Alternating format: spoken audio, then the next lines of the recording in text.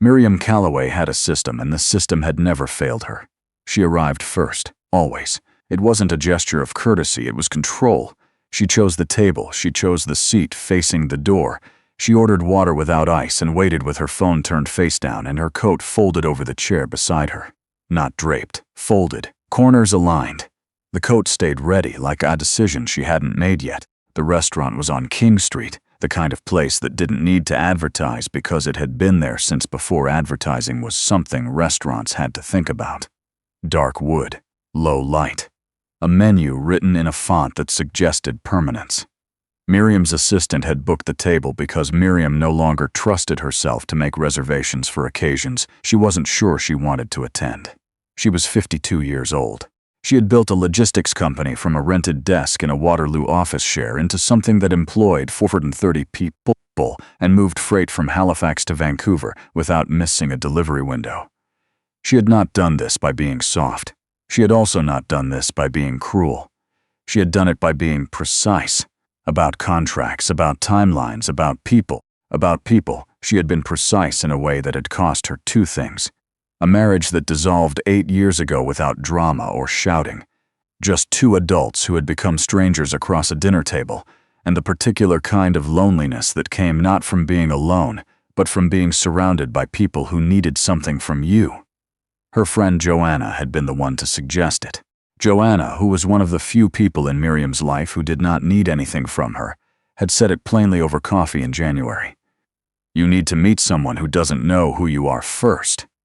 Miriam had looked at her. I mean it, Joanna said. You're not going on a date. You're going through a reference check. You need to stop that. The man Joanna had in mind was someone her husband had worked with years ago, before Joanna's husband changed careers. She didn't offer a lot of details. She said he was quiet. She said he was good with his hands. She said, and this was the part that had lodged somewhere in Miriam's thinking and stayed there, that he was the kind of person who noticed things other people didn't. He noticed what? Miriam had asked. Joanna had smiled and said, You'll see, or you won't. That's also fine. So here Miriam was on a Thursday in March, in a restaurant on King Street, with her coat folded beside her and her phone face down and the door visible from where she sat. She did not know what the man looked like. Joanna had refused to show her a photo. You'll make a decision before he walks in, Joanna had said, and Miriam had not argued because Joanna was right. At 7:14, the door opened and a man came in from the cold. He was not what she had assembled in her mind during the 2 weeks, since she'd agreed to this. She had not built a detailed picture. She was too careful for that, but she had let certain vague impressions form, the kind you don't choose to have. She had imagined someone polished in the way men who knew they were being considered sometimes were. A good jacket. The right haircut, a kind of practiced ease. The man who came through the door was wearing a canvas work jacket that had been washed many times. His dark hair had some gray in it, more at the temples, and it wasn't styled so much as combed. He was tall enough that he had to tuck his chin slightly when he stepped through the frame. He looked around the restaurant without any of the performance that came with looking for someone you wanted to impress. He looked the way a person looked when they were trying to find a table number. His eyes found her. He had been told, apparently, what she looked like. He walked over without hurrying. Miriam Calloway, he said. Not a question. He pulled out the chair across from her and sat down and set his jacket over the back of it in one motion, the way someone did when they'd been wearing the same jacket for years and knew exactly how it hung. I'm sorry. I was on the DVP and there was an accident just past Lawrence. I should have left earlier. It's fine, she said. It's 14 minutes, he said. It's not fine, but I appreciate you saying so. She looked at him. He was already reading the menu, not because he was avoiding her gaze, but because he seemed to genuinely want to know what was on it. His name was Edward Marsh. Joanna's husband had met him through a heritage restoration project. Edward had done the millwork on a century home in Cabtown, some intricate crown molding that the original plans called for, but that no one had been able to reproduce until Edward did. That was 8 years ago, and Joanna's husband still talked about the staircase. Miriam had looked him up, of course. She was precise. What she had found was very little. A small company registered in his name, a few listings on a contractor directory, a photograph on a local Heritage Society page, where he was standing next to a restored doorframe and looking not at the camera but at the doorframe. Nothing about the man in that photograph had suggested what she would later understand. He ordered a beer when the server came. She ordered a glass of wine. He asked the server. By name, she noticed, because he had looked at the name tag, whether the roast came with the potatoes or if that was separate. Separate, the server said. I'll have it without then, Edward said. The greens are enough. It was a nothing exchange. It was the kind of exchange that happened in restaurants 100 times a night. But Miriam found herself noting it the way she noted anomalies in freight manifests. Something was slightly different from what she had expected, and she wasn't sure yet what it meant. Joanna said you work with old buildings, she said, mostly. He set the menu down. Restoration, some conservation work. Occasionally new construction if the client wants something that looks like it belongs somewhere rather than somewhere that got delivered. What does that mean? It means most new buildings look like they were ordered from a catalog.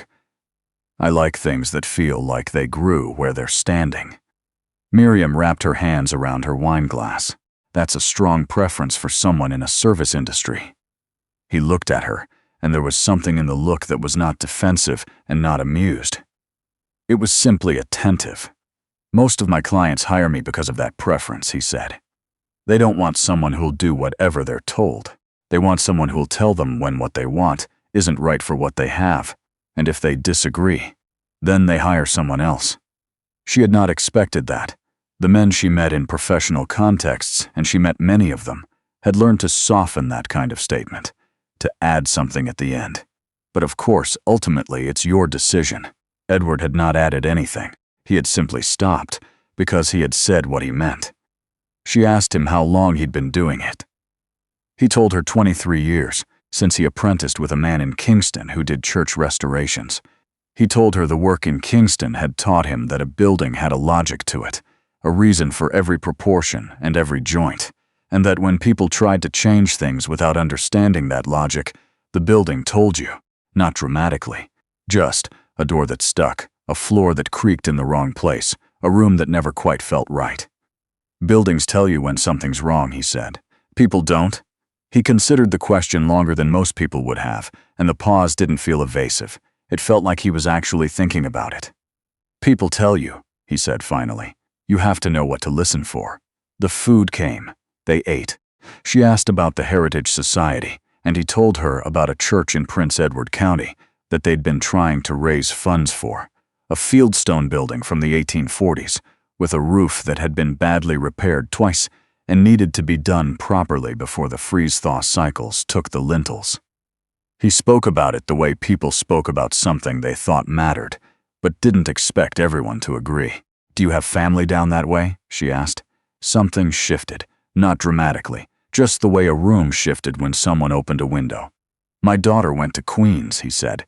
She's in Ottawa now. How old? 26. He didn't volunteer more. She waited, the way she waited in negotiations when she knew there was more to be said, and the best thing was stillness. Her mother and I separated when she was 9, he said. I had her every other week and every other Christmas and every summer from the end of June. I drove between Toronto and Kingston for 9 years. I don't regret any of it. It was the right thing to do. The last sentence was not said for her benefit. It was said the way someone said something they had worked very hard to believe and had eventually gotten there. What's her name? Miriam asked. Vera. He smiled when he said it, and it was the first time she'd seen him smile, and it was the kind of smile that didn't need anything added to it. They talked for 2 hours. The restaurant filled and quieted, and the server brought the bill without being asked, which meant they had been there a long time. Miriam did not look at her phone. She noticed at some point that she had not thought about looking at it. She found out that Edward had bought a house in the east end of the city. A duplex, actually, the top half rented to a woman who'd lived there for 11 years, and whom he had no intention of displacing. She found out that he made his own bread, not as a hobby, but because it was cheaper, and he'd learned to do it early, and the habit had stuck. She found out that he had opinions about what had happened to the lakeshore that were more detailed than most urban planners she'd met. Though he said he wasn't an expert, he just paid attention. You pay attention to a lot of things, she said. It's a useful skill, he said. What have you paid attention to tonight? He looked at her steadily. "You keep your coat next to you instead of checking it," he said. "You pour about a third of the water left in the carafe into your glass when it gets low, rather than signaling the server. You asked me one question about my personal life the whole evening and then didn't push when I answered it partially. You've been watching the door the same way you've been watching me, not anxiously, just keeping track." She was quiet for a moment. "That's either very perceptive," she said, "or you've been watching me more carefully than I realized." "Both can be true," he said. She paid the bill because she had been the one to suggest the restaurant, and she said so plainly, and he did not argue. She had been with men who made the bill into a performance, either insisting or deferring with the kind of pointed grace that was its own kind of insistence. Edward took out his wallet and said he had the tip, and that was that. They stood outside on King Street. March in Toronto was still not committed to anything. The air had that gray dampness that could go either way, and there was salt still on the pavement from a snowfall 2 weeks earlier. She had her coat on. He had his canvas jacket. "I would like to see you again," he said. She had prepared, in a vague way, for this moment. She had a few responses assembled, polite and non-committal, the kind she'd used before. "I'll be in touch, let's see how things are." Language that ended things without requiring an explanation. She didn't use any of them. "I'm in Vancouver next week," she said. "I'm back Thursday." "Friday," he said. "Friday." He nodded once. He did not take out his phone and ask for her number. Joanna had apparently handled the contact details, and he did not lean in for a European-style departure or shake her hand formally. He said goodnight and walked toward the parking lot on the next block, not hurrying. She stood on the pavement for a moment after he was gone. She was not sure what had happened. She was sure that something had. The second time, he took her to a building. He had asked, the day before, whether she would mind if they met somewhere unconventional. He had a project he was wrapping up in the distillery district, and he'd been spending the evenings there while the light was good. And if she didn't mind the smell of linseed oil and old wood, there was something he wanted to show her. She had said she didn't mind. The building was one of the old Victorian industrial structures, the brick ones that had been a film set and a market and several other things before anyone had decided to take them seriously as architecture. Edward had been brought in to restore the interior woodwork of one of the smaller buildings, originally a cooperage. He told her that a family was converting into a private gallery. He let her in through a side door. The interior was dim and smelled of exactly what he had warned her about: linseed oil and sawdust and something older underneath, the smell of wood that had been absorbing 140 years of Toronto winters into its grain. The ceiling was the thing. It curved like the inside of a hull, the beams fitted together with a joinery she had never seen before. Not because she looked at ceilings. She didn't, particularly, but because this one made you look, the way certain views made you stop walking. "What is this?" she said. It was not quite a question. "Cooper's Arch," he said. The barrels were assembled up there and lowered down. The whole thing was designed for a specific workflow.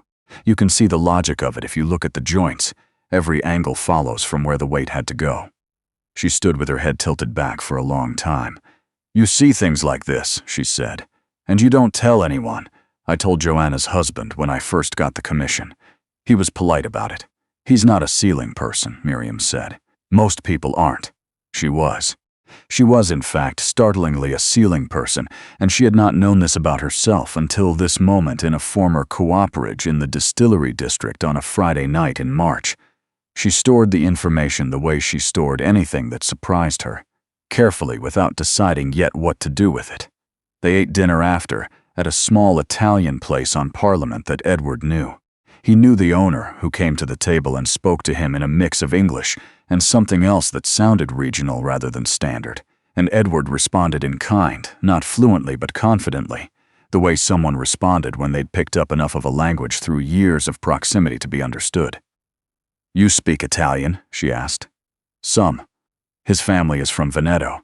I worked with his brother-in-law on a restoration in 2014. You pick things up." She thought about her own life, the way she moved through it. She was good with people, strategically. She knew how to read a room, how to find the person who actually made decisions, how to make someone feel heard without making promises she couldn't keep. She had built those skills deliberately over 2 decades. Edward had not built them. He had accumulated them the way his favorite buildings had accumulated their character. Slowly, through use, through the particular weight of actual experience. It was a strange thing to notice about a person. She wasn't sure it was a compliment, exactly. It felt more like recognition. They talked that night about things she hadn't discussed in years.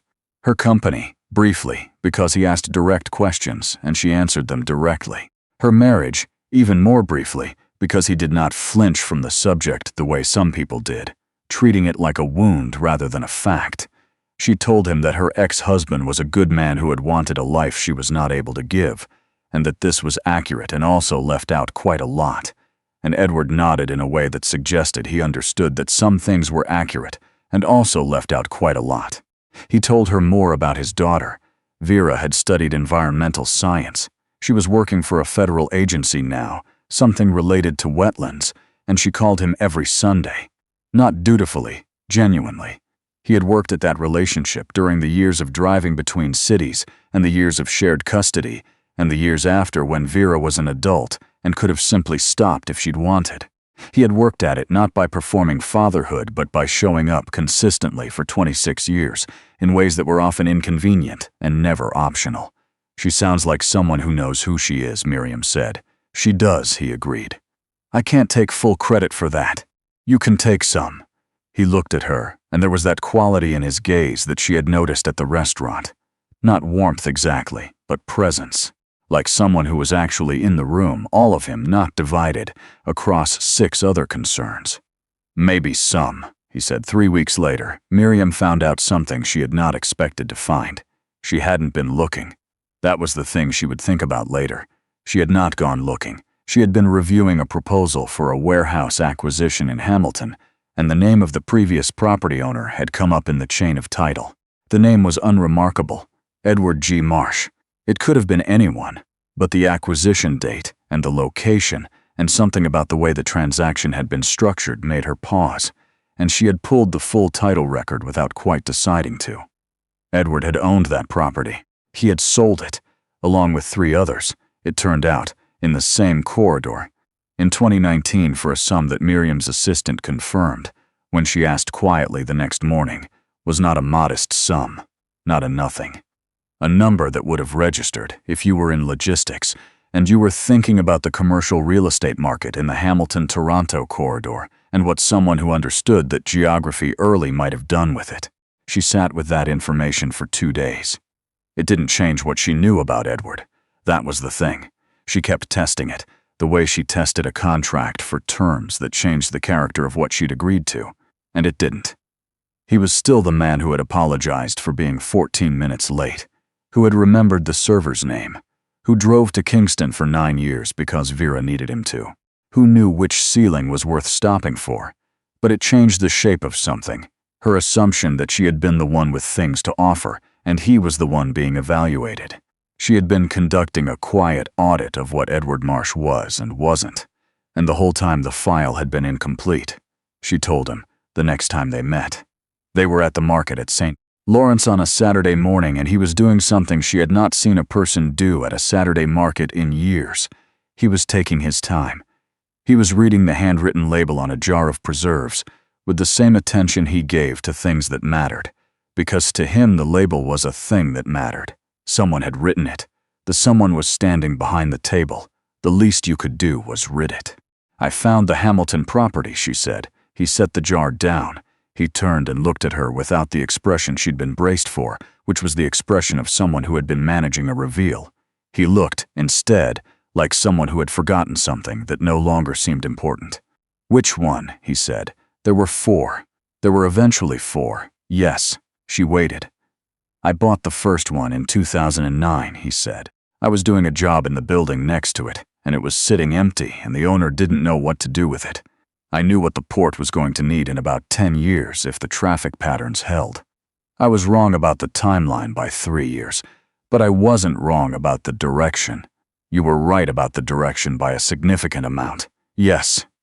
She looked at him. He had not offered this. He had not offered it because it had not come up. And it had not come up because he did not talk about his money any more than he talked about anything else that he considered a private matter. He had no performance of modesty. He simply had not said it. "You let me," she started. "I didn't let you do anything," he said mildly. "You made observations based on what was visible. That's what you do. I didn't hide anything. I just didn't announce it. There's a difference. To me, yes." She thought about that. She thought about the coat folded over the chair and the phone face down on the table and all the small systems she had built to control what people saw of her first. She was precise about what she revealed. She had always considered that a strength. She was not sure, standing in the St. Lawrence Market on a Saturday morning while Edward waited without impatience for her to finish thinking, that it had always been a strength. "I'm not angry," she said. "I want to be clear about that. I'm recalibrating. Take your time," he said. He picked up the jar of preserves again and turned it to look at the other side of the label. She did. She took the better part of that walk through the market. She thought about the things she was certain of, and the things she had assumed, and the gap between them, which turned out to be smaller than the one she usually found in other people, and larger than she'd expected to find in him. She thought about the way he had looked at the ceiling in the cooperage, like someone who found things worth looking at and didn't need anyone else to confirm it. She thought about Vera calling every Sunday, not dutifully but genuinely. She thought about the fact that she had not looked at her phone once in any of the evenings she had spent with Edward Marsh. They stopped at a vendor near the back of the market, an older man who sold apple butter and honey, and Edward bought a jar of each, and they stood in the wide, cold, amber-lit corridor among the Saturday crowd, and she watched him fold the paper bag over twice and tuck it under his arm. "The property in Hamilton," she said. "What do you do with it now?" "You sold it." "I did. Most of it." He looked at her sideways. "I kept the one on Burlington Street. I'm converting it." "Into what?" "A workshop. Proper one. High ceilings, north lights, space for apprentices if I ever find any worth training." She looked at him. The Saturday crowd moved around them and nobody paid attention to either of them. Two people of a certain age standing still in a market while something unremarkable and irreversible happened.